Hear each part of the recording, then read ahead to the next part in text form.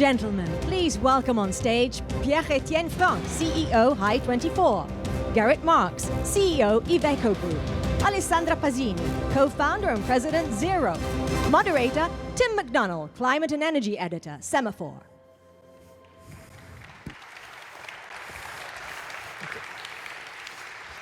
Thank you all so very much, and it's great to be here. Yes, I'm Tim McDonnell from Semafor.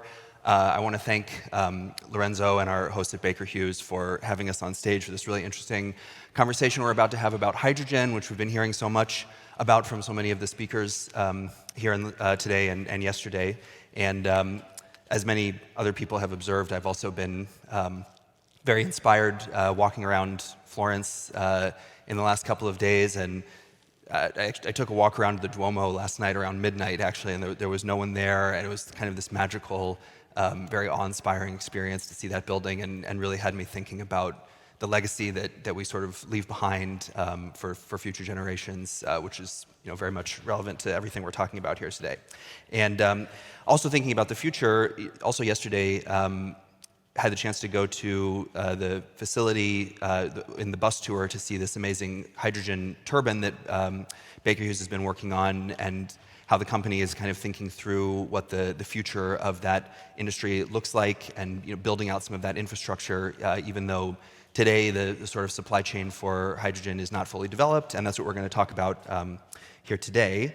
It's really one of the most interesting parts of the energy transition, but one with a lot of unanswered questions and uncertainty, and I'm really excited to have this amazing group of panelists who are right in the thick of it on that, to give their perspective on where things are going and what we should be watching for. I wanted to maybe start, Pierre-Etienne, with you, to maybe say a little bit about the state of play in the hydrogen market, and I guess to get your view too on what made you a true believer in this this technology, and kind of where you see things standing at the moment. Well, thank you first for the opportunity to speak about this relatively complex but fascinating topic. It's true that over the last months, there's been a lot of articles in the news saying that hydrogen hype was going down, and that it was difficult, price of hydrogen has increased, difficult to see the off-takers. But if you look backwards a little bit, which nascent industry in the current geopolitical environment, political instability on all the democracies' coming elections, interest rate raise, inflation, or which segments would continue to grow as hydrogen does? There was, in May 2023, 1,000 or so projects announced for around 400 billion of investment. Over 6 months, it increased by another 500. Of course, out of those, only 100 billion worth of project has passed FEED or FID. But it's grown 60% from 6 months. And what is very interesting is that if you take by regions, it's not the region that speaks the most that do the most. So the rate of FID on FEED in China towards the number of projects announced is 35%. In US, it's 15%, and it's mostly driven by the 45Q progress for blue hydrogen generation. We'll speak about colors later. In Europe, it's rather in the 4%, but far more projects announced. So there is a diversity of dynamics, but many projects are moving on. So it's not just a pause. On the contrary, I think we're living into a stabilization and an acknowledgement that hydrogen is one of the key vectors that is to come. The question is, which pace, which segments? Now, if I take the role we have as a platform managing funds, with the first one closed a couple of months ago with Baker Hughes, also with one of our key LPs, we already deployed 20% after just 18 months of active work. 30% is committed, and out of those, 80% of that money is in post-FEED or FID projects. And if you take one of the most emblematic, it shows that it's feasible, it's the H2 Green Steel one, which is, of course, many people know about it, but illustrates very clearly what it takes to move to the next step. So why does it work with H2 green steel? It works because first you've got a gathering of a fantastic disruptive team with many players from the different verticals you need to build a new steel facility. Second, they've captured the right spot. They have access of a renewable energy at 30 euros or less per megawatt hour base load, hydroelectric in the northern of Sweden. And third, and that's very important because at the end it's about offtakes, they have 50% or more which is already loaded by OEMs or white product manufacturers, because when you take green steel, which of course comes with a premium, and they manage to price the premium, so they manage to monetize the cost, the premium of $100 per ton of steel is only a couple of % in a car. So you can pass it to the customer. So the big issue is to manage this monetization of the delta cost of green, and this is what we need to speak about in the future. So I think the dynamic is good. Some projects are getting out, too small, or the very large one, they're phased, so that we move by step. And you're going to see soon in Europe very significant projects coming on stream. So I think the dynamic is very solid. Great. Yeah, thank you so much. And thinking about end uses for hydrogen and applications, Gerritt, I wonder if you could tell us a little bit about what you guys are working on at Iveco. And we were speaking backstage too about the very cool collaboration, musical collaboration that you guys are working on. Tell us a little bit about that. Yeah, look, we're a commercial vehicle group, and we're using hydrogen in our fuel cell electric city buses, intercity buses. We have also light commercial vehicles in the 7.5-ton range, propelled by fuel cell at the prototype stage. And we are producing hydrogen fuel cell electric trucks, but also now going into the prototyping of hydrogen combustion electric hybrid trucks, which means we basically replace the fuel cell with a hydrogen combustion engine that comes with great advantages, because the fuel, the hydrogen, the molecules we're going to use in the hydrogen combustion engine, we don't need the purity that a fuel cell needs. We don't need the sophistication. The vehicle is a lot less complex. Thermal management is much easier. And it comes at substantially lower overall operating costs. So we are experimenting with hydrogen on the hydrogen combustion side. We already provided a heavy-duty engine to Prinoth, which is a snow groomer in the Alps, and it snow grooms there around with using hydrogen, actually. So it going electric, by the way. And so that is actually what we are doing, and we are looking for a way forward. So hydrogen absolutely has a future in the on-road transport. We're just not yet sure in which application it will go through a fuel cell and where we're going to burn it. And then that's another question.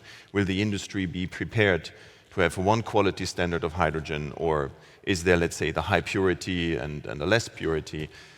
Combined with the question, how would it be distributed by pipelines, which is certainly low purity, and then, or will it be liquefied and distributed as hydrogen is distributed today? So there are many questions around refueling and distribution of hydrogen, but we are really prepared as Iveco Group in all our applications to go zero emission, because don't forget, the Brussels Commission, the outgoing Commission, has ruled, or will rule very soon, that hydrogen combustion engines are considered zero emission for heavy-duty or for commercial vehicle applications.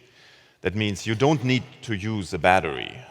Hydrogen combustion engines will be considered as zero emission as a battery, as it actually is very close to a zero emission application, and which helps the haulers in their total cost of ownership to a great deal to keep making money with their thin margin businesses of hauling goods also during the energy transition, because they cannot afford massively, not overpriced, but very expensive equipment in an industry that supplies goods and things of everyday's needs to all of you.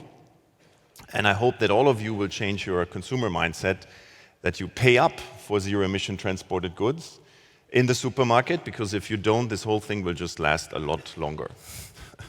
And also your music listening choices as well. You're getting some support from... Yeah, okay. This was not part of the script, but yes, we did sign a partnership with Metallica. So we are the tour partners of Metallica. I'm not sure who knows Metallica. I don't see your faces. So it's the world's most famous heavy metal band on tour since 42 years. The whole partnership is about ESG. It's not about fame, and it's truly about ESG.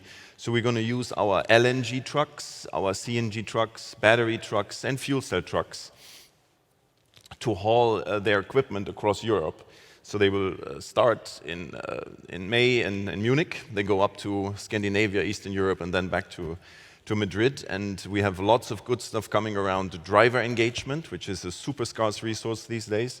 We can talk about transport the whole day. If we have no drivers, there's no truck on the road. So how do we bring back the drivers to the job after the madness of autonomous driving? Because everybody drops it now. I said it already 4 years ago. ADAS, autonomous driving stage 5, is never going to come at scale in this decade. And so we scared away a generation of drivers, which was not intelligent. So now we need to bring them back. So Metallica is about driver engagement, sustainability, and a big portion is also about giving back, because everywhere where we have concerts, we do engage together in social engagement and giving back to those in need. Yeah, great. And now hydrogen has the Metallica cool seal of approval on it. Great.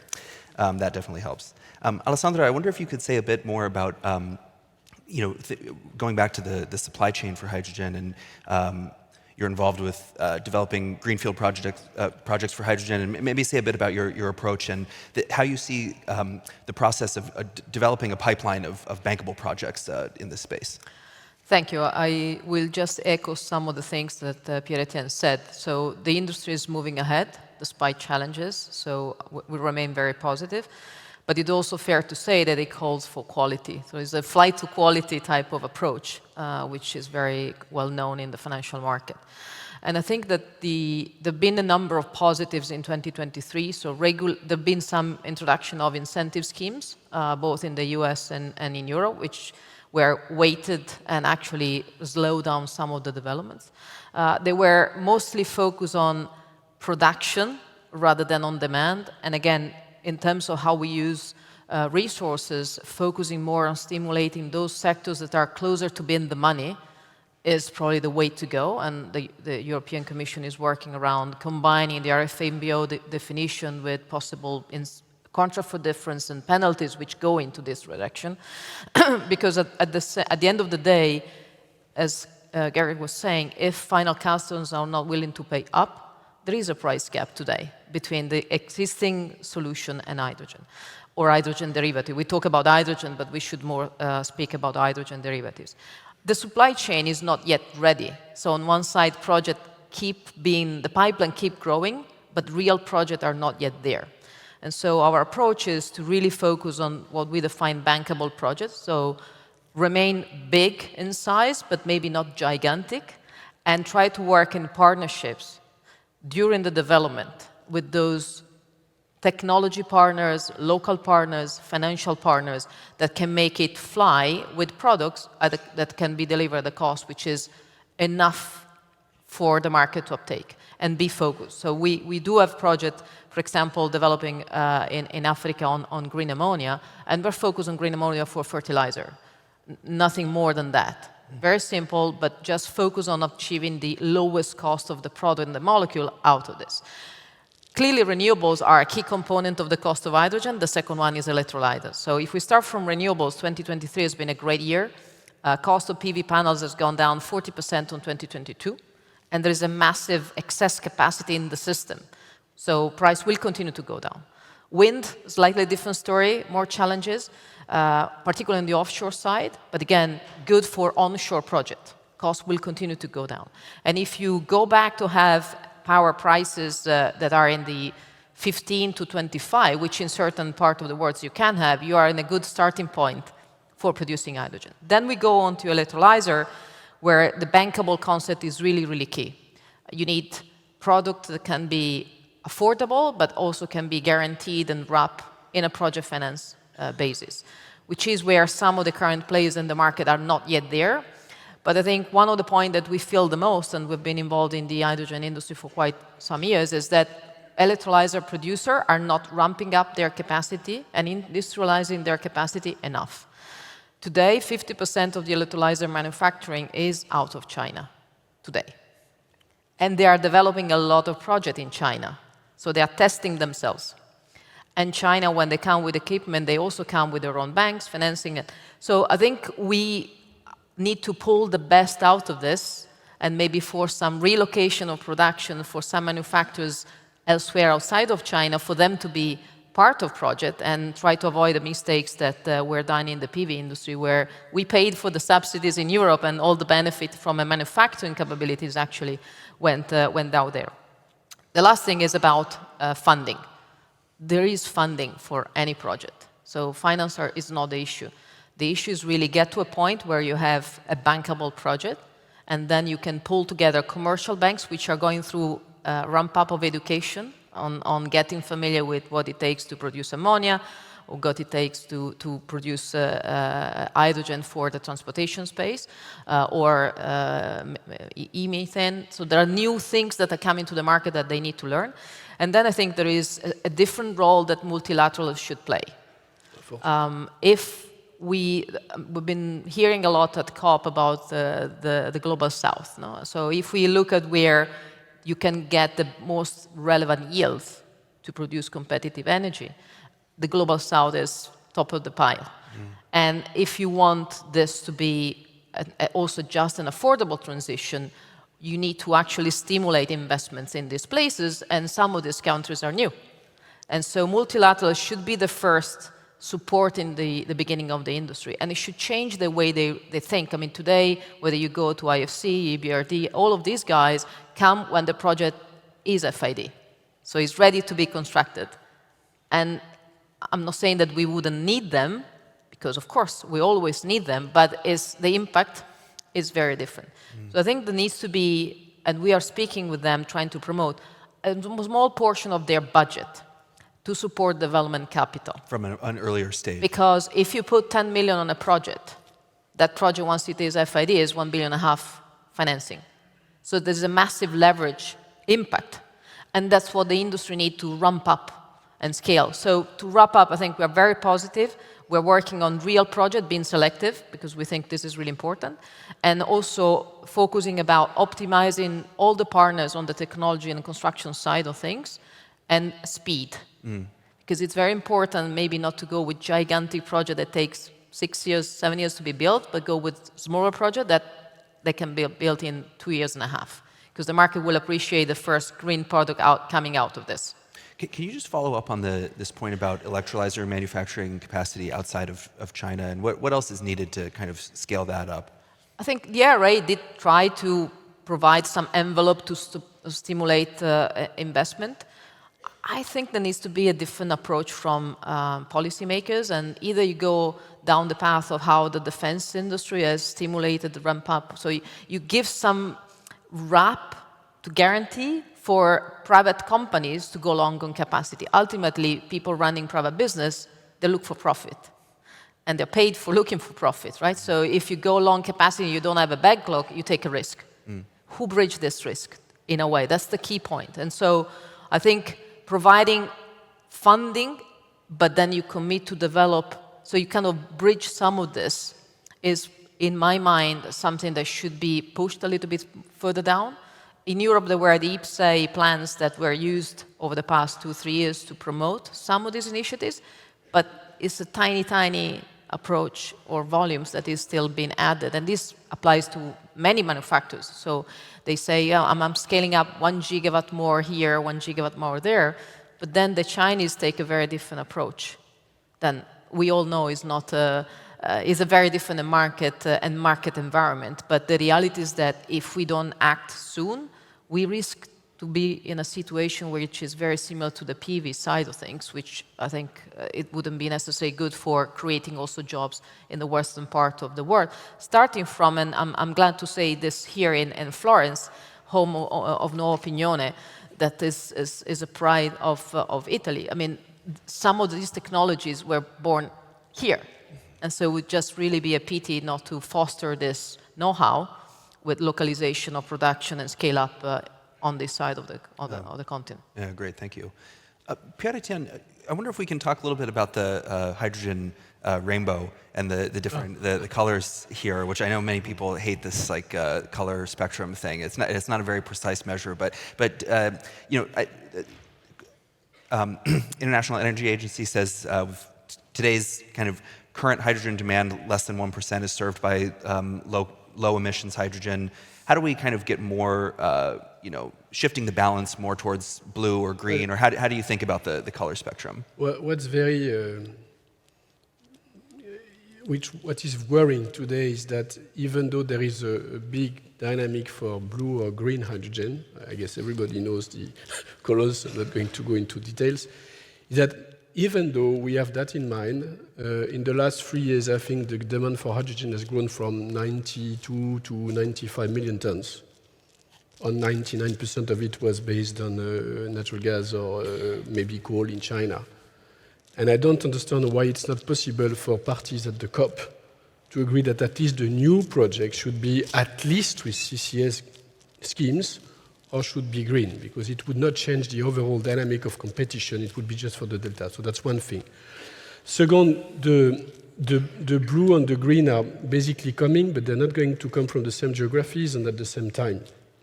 Today, blue is moving significantly in the US thanks to 45Q. Not IRA, because people think about IRA, but IRA is not solved on hydrogen. It was a big splash 2 years ago. The US are coming back and Europe is standing behind, but now the US have managed to make something more complicated than Europe, so congratulations, because it's not so simple, and the IRA is not yet in place for the hydrogen. So blue is moving in the US. I think there is a big push in Europe to try to mobilize the use of carbon capture and storage solutions with the Northern Sea depleted fields. Hopefully it's going to go fast, because the big issue is to make those blue projects going fast. If they go fast, the pricing of hydrogen is of course more competitive than the green today.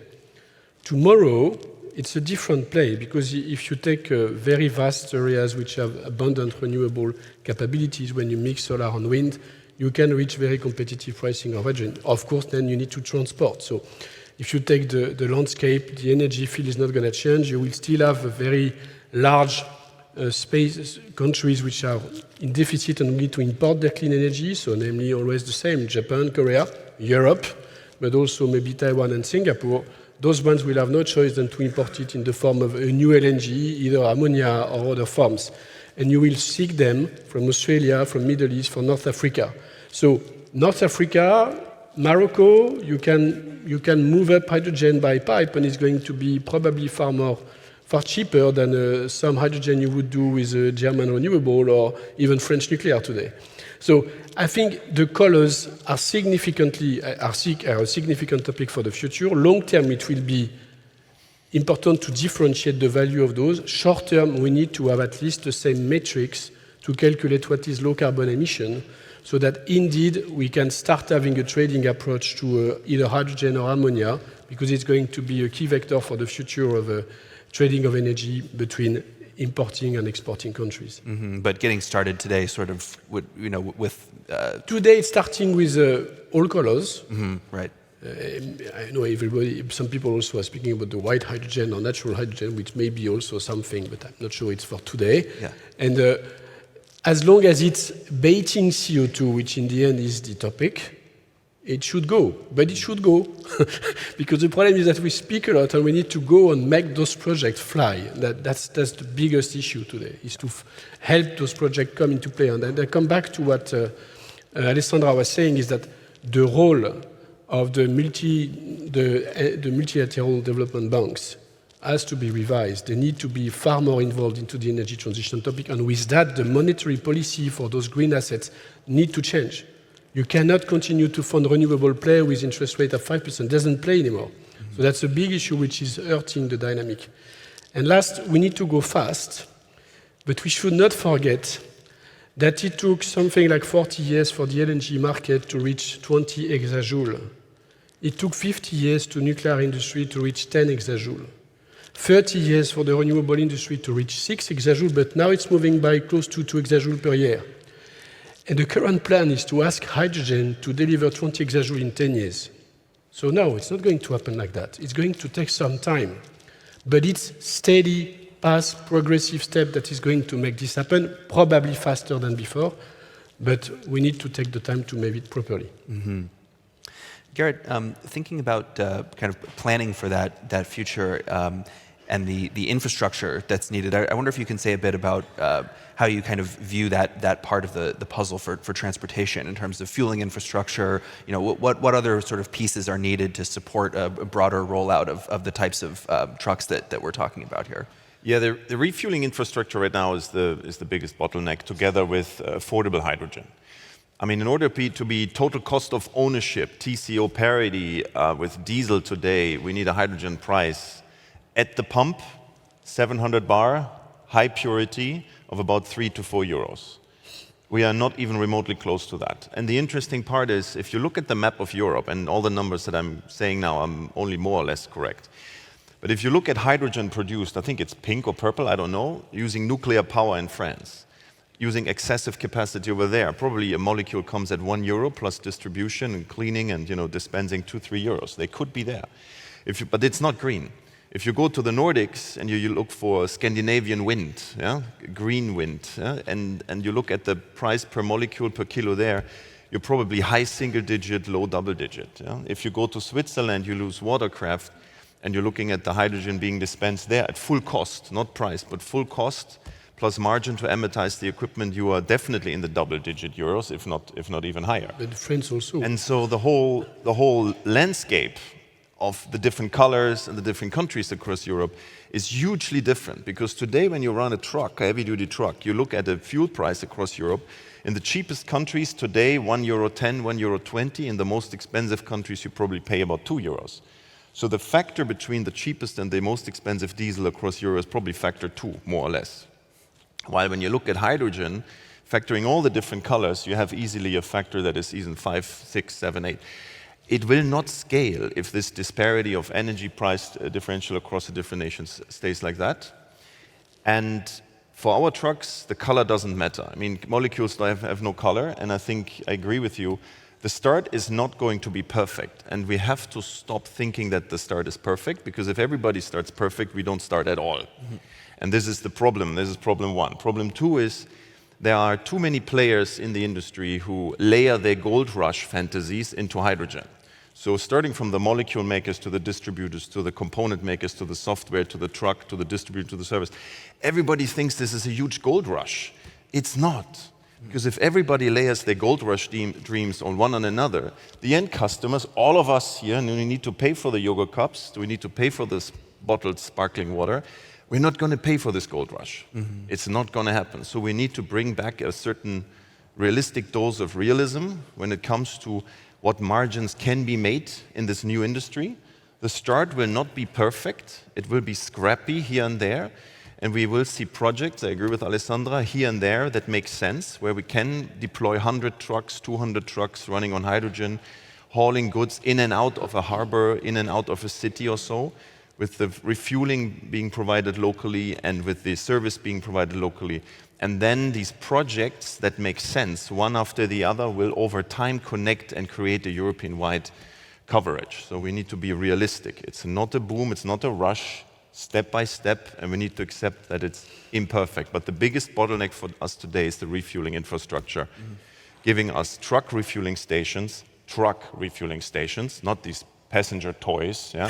We need truck refueling stations that give us 80 kilos in 15 minutes, which is 10 times the mass flow of a current station in passenger cars.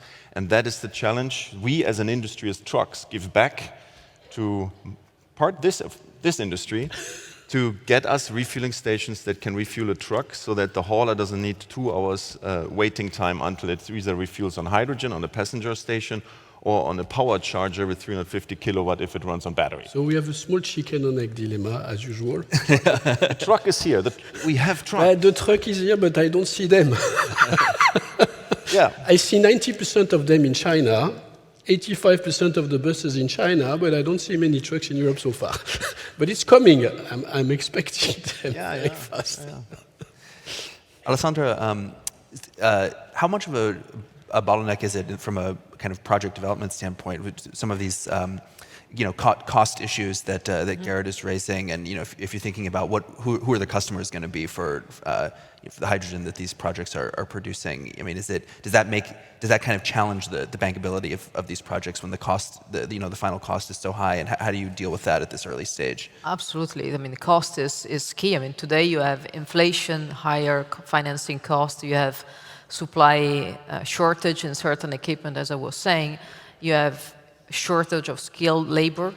So if you pull all of that together, today is not the ideal point in time where to take FID, because you would, even if you were to find a customer, which is the first challenge, you wouldn't necessarily be in a position where you crystallize a good value.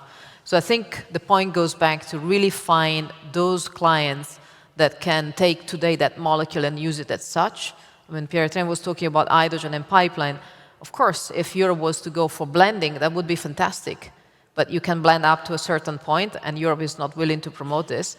And the second important thing is that industries need to adapt to take hydrogen, which is one of the main challenges where we are more focused on derivatives today than hydrogen, because there is the cost of transportation, storage, and then application. And if you are on the other side as a demand off-taker, you kind of say, look, I need to see the full chain being developed or going towards being developed before I spend one penny in adjusting my industrial setup. So I think, of course, cost matters, which is why going back to try and build, as Gerritt was saying, you shouldn't have too much redundancy of return through the chain. You should solve, what we do on our project is try to optimize each single individual component in order to solve the lowest cost that you can achieve. And then you get into conversation with the off-takers. We have, on one side, we see market for ammonia. We are studying methanol. It's very expensive, so not yet in the money, potentially, but it's relevant for when it comes to shipping, particularly. We don't believe in ammonia for shipping. And then, of course, through our invested company test, they are developing synthetic methane, or ENG, they call it, which is a great product as a derivative, because you don't need to adapt anything. You just put in the same infrastructure and natural gas, and as a customer, you just take it as it is. So I think this is something that, thinking about the total cost of use, I would say, rather than ownership, that's an important thinking that needs to go. And you may have a product which is more expensive, but you saved all of the rest. And that's, I think, the trade-off that the industry is going through. Yeah, great.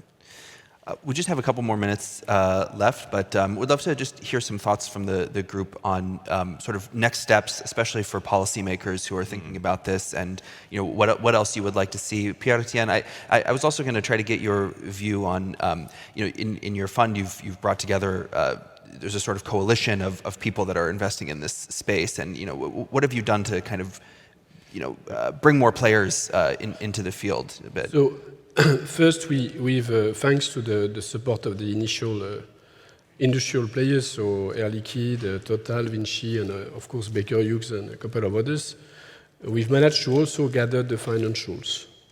And so today, this fund is balanced 50-50 between industrial players. You've got also Airbus, CMA, and many other ones, and large financial institutions from Japan, JBIC, from Korea, from the US, and French ones, AXA, Allianz, and German, like Allianz.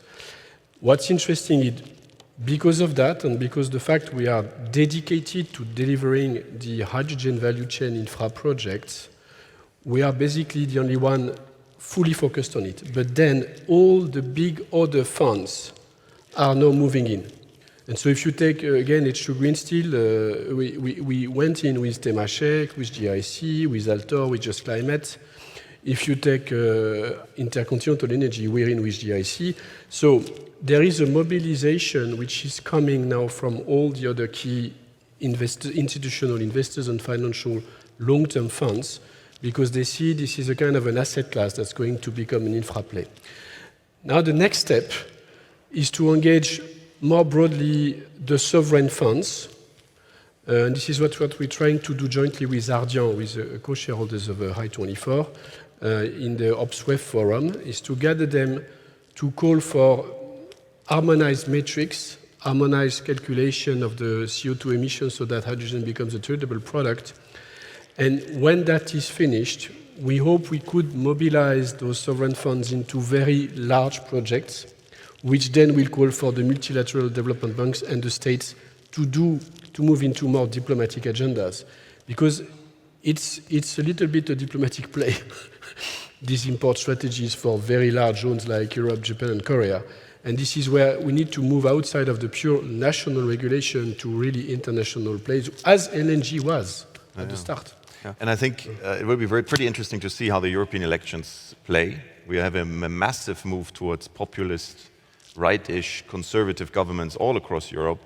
And depending on how these elections will go, we also have very different-minded commissioners coming into the various different commission departments. And I think only by June next year, we will truly know which direction this new Europe is going to take and which role hydrogen will play. I'm pretty sure it will play a very, very important role. The way how it will be deployed and funded, and also how a bit more reasoning behind it comes into play is my big hope. Maintaining my concerns about where the political movement in Europe is moving at this stage. But nevertheless, we will only know in June how Brussels will position themselves and which minds will be at the helm of our region. Yeah, for sure. That's a huge story to watch this year, definitely. I think if I can add on what was said, the new commission that will come will face itself with the huge gap between what they stated to be a target by 2030 and the reality.